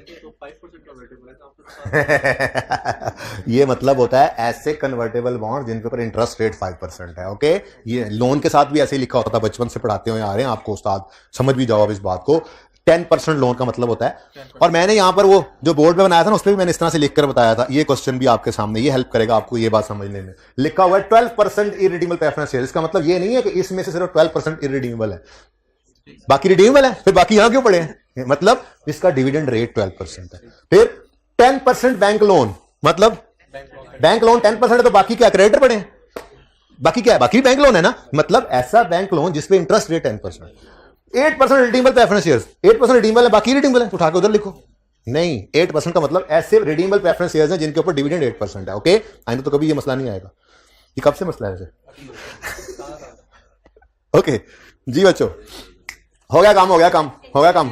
200 1 पॉइंट, माशाल्लाह। Number 1 is option number 2 is convertible bond, number 3 is reference. ठीक है, अब ईपीएस निकालनी। माना कि आपका दिल वही कर रहा है कि 10,000 मिलियन डिवाइडेड बाय 2 मिलियन, इसी में प्लस करें, फिर को प्लस करें। ऐसे घर पे करके देखना, मैं कल दोबारा ऐसे भी करवा दूंगा, लेकिन पर्चे में ऐसे नहीं करना, ऐसे सिखा रहा हूं वैसे करना है। ठीक है, अब यही काम जो हम करते थे ना ऐसे बटे में न्यूमरेटर ऐड करते थे, डिनोमिनेटर में डिनोमिनेटर ऐड करते थे, वही काम करना है जरा ऐसे अंग्रेजी तरीके से, है इंग्लिश तरीके से। कैसे कैसे? सबसे पहले लिखेंगे वही काम, पहला काम आज भी वही है, इंग्लिश आज भी सबसे आगे। सबसे पहले बेसिक ईपीएस, बेसिक ईपीएस का न्यूमरेटर पकड़ेंगे, न्यूमरेटर, और फिर डिनोमिनेटर पकड़ेंगे, डिनोमिनेटर, और फिर ईपीएस निकाल लेंगे। ओके, बेसिक ईपीएस का न्यूमरेटर क्या है बताओ? भाई कंटिन्यूइंग ऑपरेशन चल रहा है, डिस्काउंटिंग की बात अभी नहीं आई। ठीक है, बोलो। 10 मिलियन है, 10 मेनू 10, थोड़ा सा ऊपर लिख लें, जरा जगह तंग पड़ गई नीचे जाके। बेसिक ईपीएस जी 10 मिलियन, और डिनोमिनेटर है 2 मिलियन, और बेसिक ईपीएस निकली हुई है हमारी 5 रुपीज 5 पर शेयर। पता है आपको? चलो रुपीज 5 लिख देता हूं मैं, रुपीज 5 पर शेयर, पर शेयर पता है आपको, शेयर से डिवाइड हो गए। अच्छा, अब रैंकिंग के हिसाब से सबसे पहला नंबर किसका है? तो क्या करते होते थे ऐसे देसी तरीके में, न्यूमरेटर में न्यूमरेटर ऐड करते थे, डिनोमिनेटर में डिनोमिनेटर ऐड करते थे, वही काम करना है, लेकिन जरा क्या कहा मैंने, अंग्रेजी तरीके से, हैं जी। तो बेसिक ईपीएस तो पहले से थी, अब ऐड करेंगे हम ऑप्शंस। ऑप्शंस ऐड होंगे अगर, तो न्यूमरेटर में क्या ऐड होगा? ये सामने है क्या, +0, और डिनोमिनेटर में क्या ऐड होगा? 20,000। लो, इतना ही आसान काम है, लेकिन यहां पे नहीं, इंक्रीमेंटल ईपीएस पहले ही निकली हुई है। अब टोटल करें, याद है आपको? इसका टोटल करने के बाद टोटल अमाउंट की ईपीएस निकलती थी ना, तो वो करेंगे। ठीक है, 10 मिलियन टोटल हो गया न्यूमरेटर का, और इधर इंग्लिश तरीके से वही काम हो रहा है, देख लो वही काम हो रहा है। ओके जी, 20200000 जी। अब न्यूमरेटर डिवाइडेड बाय डिनोमिनेटर कितना आ गया? 4.9। ठीक है, समझ आया है? यही काम यहां पे करते थे, ये 1 मिलियन में +0 करके, फिर डिवाइड बाय शेयर्स में प्लस शेयर्स ऑप्शन वाले करके आंसर यही निकालते थे ना, तो वही काम ही हुआ है, प्लस दिस डिवाइड बाय। क्या बेटा? अभी बताता हूं, पहले सारा कुछ पता होता था, ईपीएस की क्लास से बैंड दी गई लोड से जी, अभी पता लगेगा, अभी सब पता लग जाएगा अभी। ठीक है, रैंकिंग की जरूरत क्यों है? ठीक है, अब देखो यहां पे रैंकिंग में कौन सा नंबर है इसका? 1 हो गया। अब 2 उठाएंगे, 3 नहीं ना उठाना। ठीक है, अब देखो सवाल की तरतीब तो डिफरेंट थी, हमें नहीं पता होता कि किसकी कम है, अभी पता लगेगा कि फायदा क्या है इसका, रैंकिंग क्यों कर रहे थे, ये सारा ड्रामा क्यों किया। नेक्स्ट, नंबर 2, कन्वर्टेबल बॉन्ड्स का नंबर आ गया। न्यूमरेटर में न्यूमरेटर ऐड करोगे, डिनोमिनेटर में डिनोमिनेटर ऐड करोगे, करो क्या है जी? कन्वर्टेबल, और चुप, प्रेफरेंस शेयर्स, कन्वर्टेबल बॉन्ड्स जी। 3 मिलियन, उसको छोड़ो, उसका नंबर 3 है, 3 मिलियन न्यूमरेटर में ऐड होगा, और 2 मिलियन डिनोमिनेटर में ऐड होगा जी। बिल्कुल, फिर से ऐड करेंगे और फिर ईपीएस निकालेंगे, ये भी बोलें। 13 मिलियन डिवाइडेड बाय 40200000। अब निकालो न्यूमरेटर डिवाइड बाय डिनोमिनेटर। हाँ सॉरी, 13 मिलियन है, सॉरी जी, अभी भी डाइल्यूट हुई है 3.2। ये भी एक ऐसा इंस्ट्रूमेंट था जो डाइल्यूट कर रहा है, और हम बुरी से बुरी शक्ल यहां तक पहुंचा दी हमने यूजर के लिए। ठीक है, 5 तुम सोच रहे हो, लेकिन मैक्सिमम पॉसिबल जो वर्स्ट केस सिनेरियो है वो ये है। उन्होंने कहा नहीं, अभी एक और भी, उसे भी चेक करो, क्या वो डाइल्यूट करता है? हमने कहा हाँ, वो तो रह गया। नंबर 3 पे क्या है? Convertible preference shares. Numerator 64 lakh, denominator 16 lakh जी। फिर करेंगे टोटल जी, 19,400,000, और इधर 200,20 ये ओके गुड। मैंने तो ऊपर देखा नहीं क्या चला, 5620 मल्टीप्लाई तो नहीं कर दिया था बेटा। अच्छा, अब न्यूमरेटर डिवाइड बाय डिनोमिनेटर क्या? ओ, यानी कि ये एक ऐसा इंस्ट्रूमेंट है जो उल्टा ईपीएस को बढ़ा रहा है, तो ये तो डाइल्यूटिव है ही नहीं, ये एंटी डाइल्यूटिव कहलाता है। ये कहलाता है, ये फायदा रैंकिंग का, ठीक है ना, ये कहलाता है एंटी डाइल्यूटिव। और अब आपकी ईपीएस भी एंटी डाइल्यूट होना शुरू हो गई। अब ये डाइल्यूटेड ईपीएस नहीं है, ये तो बेसिक कॉन्सेप्ट ही गलत हो गया। फिर डाइल्यूशन का मतलब क्या था? कम से कम, ये तो उल्टा बढ़ने लग गया। इसका मतलब अगर ये सिचुएशन आ जाएगी तो इसको इग्नोर कर देंगे और हमारी 3.2 वाली फिगर जो होगी वो हमारी डाइल्यूटेड ईपीएस बन जाएगी, ठीक है। अच्छा, मिसाल के तौर पे अब सवाल में 6-7 इंस्ट्रूमेंट्स थे, आपने रैंकिंग सबकी की होगी, 6-7 की। यहां पे आकर ये क्या हो गया? डाइल्यूटेड हो गया। इसके बाद क्या शुरू हो गया? Anti dilutive. तो नंबर 3 अगर एंटी डाइल्यूट कर रहा है तो रैंकिंग में 4, 5, 6 तो सारे ही एंटी डाइल्यूट करेंगे, तो इससे आगे पे वर्किंग करेंगे ही नहीं। जिस वक्त, लेकिन रैंकिंग सही हुई, पड़ी हो असल तो यह ध्यान से, ठीक है ना। तो जिस वक्त आपकी ईपीएस बढ़ना शुरू हो जाए दोबारा, इसका मतलब इससे आगे जो इंस्ट्रूमेंट्स हैं वो एंटी डाइल्यूटिव हैं। तो बस वर्स्ट पॉसिबल सिनेरियो का था ना दिखाना है, तो वर्स्ट, हालांकि ये भी अभी भी 4 से, अभी भी 5 से कम ही है, लेकिन वर्स्ट सिनेरियो तो 3.2 ही है ना, तो यूजर को ये दिखा देना है, ठीक है। तो ये रैंकिंग का फायदा था, समझ आ गया अब, ठीक है। तो ऐसे ही करना है, एक दफा सवाल को दोबारा करोगे ना समझ आ जाएगी। वो तरीके से भी कल इसी सवाल को करवा दूंगा, लेकिन आप खुद ही कहेंगे नहीं ये ज्यादा अच्छा है, ठीक है। जरा टूटना वाला जी, अभी बात खत्म नहीं हुई। ये तो कॉन्टिन्यूइंग की थी। डाइल्यूटेड ईपीएस डिसकंटिन्यूड की भी निकालनी है, लेकिन बच्चों को बहुत आसान है। उसकी वजह यह है कि हमारे पास जो नंबर ऑफ शेयर्स का लेवल है ना, जिसने डाइल्यूट किया मैक्सिमम, वो ऑलरेडी निकल चुका है, डिनोमिनेटर निकल चुका है। तो यही तो पहले सीखा था, सिर्फ अर्निंग्स बदलनी है, नंबर ऑफ शेयर्स जो डिवीजन में आने हैं वो सेम होने। तो अगर कॉन्टिन्यूइंग ऑपरेशंस में मैक्सिमम जो डाइल्यूट किया वो इस 4020 नंबर ऑफ शेयर्स ने किया है, तो फिर डिसकंटिन्यूड के लिए भी यही यूज कर लेंगे और कुछ करने की जरूरत नहीं पड़ेगी। यहीं पर ही, इधर ही लिखोगे ₹4 मिलियन है ना लॉस, 4 मिलियन का लॉस है। डिवाइड करोगे, इधर देखो, डिवाइड करोगे यही वाले शेयर्स जिन्होंने पहले कॉन्टिन्यूइंग वाली को डाइल्यूट किया है, डाइल्यूटिव वही थे, उसी को उठाकर यहां पर भी लिख लोगे, ठीक है। तो बोलो जी, 402000 तो ₹0.96 ये डाइल्यूटेड ईपीएस आ गई, ठीक है। किसकी? डिसकंटिन्यूड की, ओके जी। 0.996 है पर शेयर है, नहीं 1 ना कर दें बस, ठीक है, ठीक है। और ये भी पर शेयर था, अब यहां पे जगह नहीं है, ठीक है, पर शेयर, ठीक है। तो अब जब इनकम स्टेटमेंट बना करती है ना बच्चों, कल इंशाल्लाह दिखाऊंगा, उसके अंदर जो पैट होता है ना, पैट, उस पैट के बाद यहां पर यूं लिखा होता है ईपीएस, कॉन्टिन्यूइंग की और डिसकंटिन्यूइंग की अलग होती है, लेकिन फिलहाल बता रहा हूं यूं लिखा होता है बेसिक ईपीएस। पहले मैं सिर्फ कॉन्टिन्यूइंग बता रहा हूं, बेसिक ईपीएस लिखा होता है ऐसे ₹5 और डाइल्यूटेड ईपीएस लिखा होता है डिसकंटिन्यूड, सॉरी डाइल्यूटेड ईपीएस भी इसी की, पहले कॉन्टिन्यूइंग की, डिसकंटिन्यूड भी अलग से नजर आ जाता है इसी तरह से, फिलहाल छोड़ो। डाइल्यूटेड ईपीएस कितनी है? 3.2। और अगर किसी ऑर्गेनाइजेशन के कोई भी कन्वर्टेबल इंस्ट्रूमेंट्स ना हो तो जो उसकी बेसिक होती है वही उसकी डाइल्यूटिव होती है, ठीक है। हाँ, उसमें कोई, लेकिन लिखना दोनों के बारे में होता है, क्योंकि स्टैंडर्ड की रिक्वायरमेंट है बेसिक और डाइल्यूटेड दोनों दिखाओ, ओके। अच्छा, अब भाई उधर सवाल की तस्वीर खिंचवा दो जरा एक दफा, इनको यहां पर रोक दो जरा, हाइब्रिड वाली भी तस्वीर ले लें, 2 सेकंड में, नहीं 10 सेकंड में इधर ले आओ। अच्छा जी, अब जी स्टूडेंट, बेटा वो डिसकंटिन्यूड का है, वो तो अगले साल होना ही नहीं है, हमने तो कंटिन्यू जो करना है उसी की बात कर रहे हैं। डिसकंटिन्यूड अलग से शो करना है, सिर्फ इस डिसकंटिन्यूड को छोड़कर देखो बस, डिसकंटिन्यूड वो सिर्फ इस दफा है, अगली बार ये ना ये बिजनेस होना है ना को लॉस कुछ होना है, ठीक है ना। इसको अलग सोचो, इसको अलग रख दो, इसको मिटा के देख लो एक दफा, ये बेसिक है। और वर्स्ट सिनेरियो है जो ऑर्डिनरी शेयर होल्डर्स रहेंगे कि जी अगले साल भी ये उम्मीद है कि वर्स्ट के सिनेरियो इतना हो सकता है कि सारे ही कन्वर्ट करा लें, ठीक है। लॉस को अलग रखो, लॉस का क्या करना है, ओके। एंटी डाइल्यूट होने के बाद कैसे हो सकता है बेटा? रैंकिंग नहीं की हमने। अब अगर 2 ने डाइल्यूट किया है, 3 ने एंटी डाइल्यूट किया है, तो 4 तो इससे भी ऊपर की फिगर होगी ना, तो कैसे मुमकिन है कि वो डाइल्यूट कर दे दोबारा?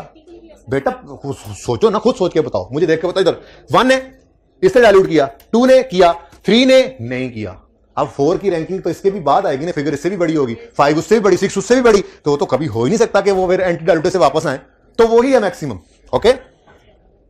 अच्छा जी, क्वेश्चन नंबर 11 ट्राई करना है आपने, होमवर्क। और क्वेश्चन नंबर 12 भी, ठीक है। उसके बाद आपको जो होमवर्क दिया था ना, वो दूसरी क्लास के बच्चों ने कहा जी हमने टेक्स्ट में क्लास में उन्होंने बताया हम ईपीएस का पास पेपर, वो ईपीएस के चैप्टर में पास पेपर ढूंढते रहे, तो इसलिए फिर मैंने कल का मौका दिया है। लेकिन ये सवाल हो सकता है इसमें, इधर देखो, इसमें IAS 8 की एप्लीकेशन पॉइंट नंबर 3 में, ठीक है। उसके अलावा तो एक बार सारा सवाल स्टेटमेंट ऑफ चेन इक्विटी के पॉइंट ऑफ व्यू से करना था, छोड़ के ईपीएस को दिमाग से निकाल के। तो statement of chain equity plus IAS 8 कई बार हम कर चुके हैं। वो सवाल कर लेने के बाद आपने देखना था, उन्होंने कहा था बेसिक और डायल्यूटेड ईपीएस निकालो। अच्छा, अभी सवाल की खूबसूरती ये थी भाई, इधर देखो किस किस ने ये ट्राई किया हुआ वैसे। अच्छा, बाकी भी लाजमी करके आएंगे, कल मैं चेक करूंगा। इस सवाल की खूबसूरती ये थी कि कोई कन्वर्टेबल इंस्ट्रूमेंट इसमें था ही नहीं, इसलिए सवाल ने जो कहा कैलकुलेट बेसिक एंड डायल्यूटेड, तो उसके जवाब में भी हमने लिखना था बेसिक एंड डायल्यूटेड। एक ही ईपीएस, बेसिक भी वही थी, डायल्यूटेड भी वही थी, क्योंकि कोई कन्वर्टेबल इंस्ट्रूमेंट था ही नहीं जो डायल्यूट करता इस सवाल के अंदर, ठीक है। तो ये भी आपका बहुत इंपॉर्टेंट होमवर्क है। और जो प्रैक्टिस क्वेश्चन है सारे एमसीक्यूज IAS 8 के करके आने हैं आपने, मैंने भी करवाने हैं। तो होमवर्क जरा ज्यादा हो गया। होमवर्क क्या बन गया, पास पेपर 5 जिन्होंने नहीं किया, वैसे ये कल का होमवर्क है, ठीक है ना। बाकी क्वेश्चन 11, 12 आज का होमवर्क है, और IAS 8 के सारे एमसीक्यूज आज का होमवर्क है, ठीक है जी। अल्लाह हाफिज।